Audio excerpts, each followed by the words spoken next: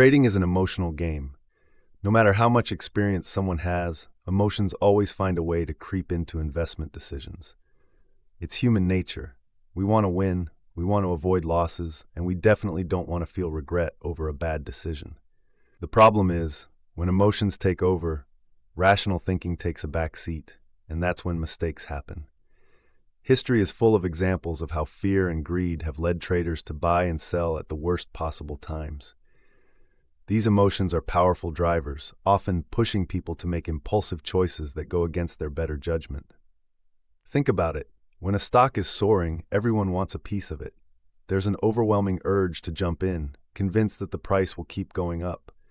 But more often than not, by the time the masses pile in, the rally is already losing steam, and the price starts to drop. On the flip side, when a stock is plummeting, fear sets in. Traders rush to sell, desperate to cut their losses, often right before the stock rebounds. It's a never-ending cycle, and unless you recognize the emotional forces at play, it's easy to fall into the same trap over and over again. One of the strongest emotional forces in trading is the avoidance of regret.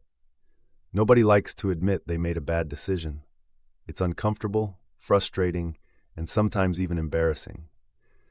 To avoid this feeling, traders often hold on to losing positions for too long, convincing themselves that the stock will recover.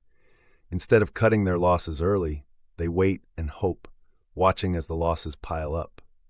On the flip side, when they have a winning trade, many traders sell too soon, afraid that if they don't lock in profits immediately, they'll end up giving them back. This fear of regret causes people to make irrational decisions, all in an attempt to avoid feeling bad later. The relationship between emotions and risk-taking is fascinating because it creates a constant battle in a trader's mind. When we believe our next trade is a guaranteed winner, we rush to execute it without hesitation. But when there's uncertainty, we hesitate, overthink, and often end up missing out on a big move. This hesitation is natural, but in trading, it can be costly. The ability to assess risk accurately, control emotions, and execute trades with a calm and rational mindset is what separates successful traders from the rest. Unfortunately, not everyone is good at managing their emotions, and this is where overconfidence becomes a problem. Overconfident traders often struggle to gauge their emotional reactions accurately. They assume that losses won't affect them as much as they actually do. Karen Toshkoff and Edelgard Wolfert, researchers at the University at Albany, SUNY, conducted an experiment to explore this idea. In the first part of their study, university students were asked to imagine making a financial gamble. They were then asked to predict how they would feel if they lost money, specifically if they lost $150. They rated their expected disappointment level, assuming they had an idea of how they would react emotionally. A week later, the same students returned to the lab for a follow-up session, but this time, they didn't just imagine losing money, they actually experienced the loss. The results were eye-opening. Frequent gamblers significantly underestimated how bad they would feel after a loss. They thought it wouldn't affect them much, but when it actually happened, their disappointment was far greater than they had anticipated. On the other hand, non-gamblers were more accurate in predicting their emotional response to financial loss. This study highlighted a key issue. People who frequently take risks often fail to anticipate how losses will impact them emotionally. What does this mean for traders?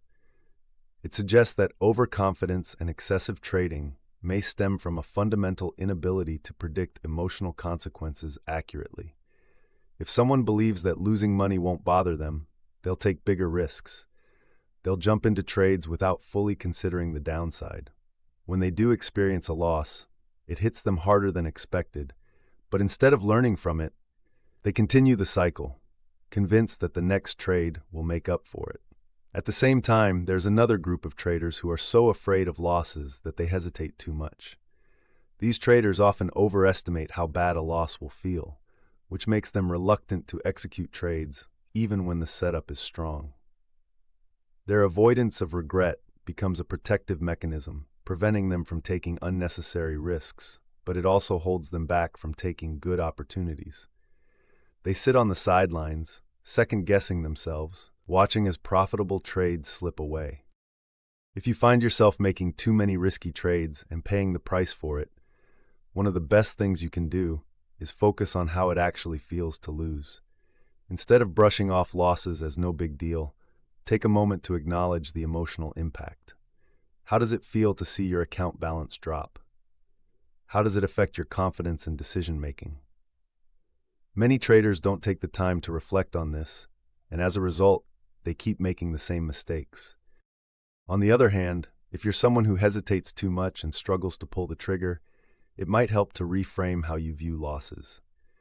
Yes, losing money is unpleasant, but is it really as devastating as you imagine? Often traders avoid taking risks because they're afraid of how bad they'll feel if they lose. But in reality, the emotional impact is rarely as extreme as they anticipate. Instead of fearing losses, try focusing on managing risk properly. If you have a solid strategy in place and take trades with high probability setups, the occasional loss won't be catastrophic. It's all about finding a balance. You don't want to be reckless, but you also don't want to be so afraid of losing that you never take a trade. The goal is to execute trades calmly and rationally without being overly influenced by emotions.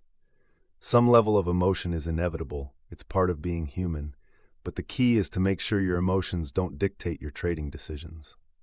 There will be times when emotions interfere with your ability to trade effectively. Maybe you're coming off a big loss and you're hesitant to take the next trade.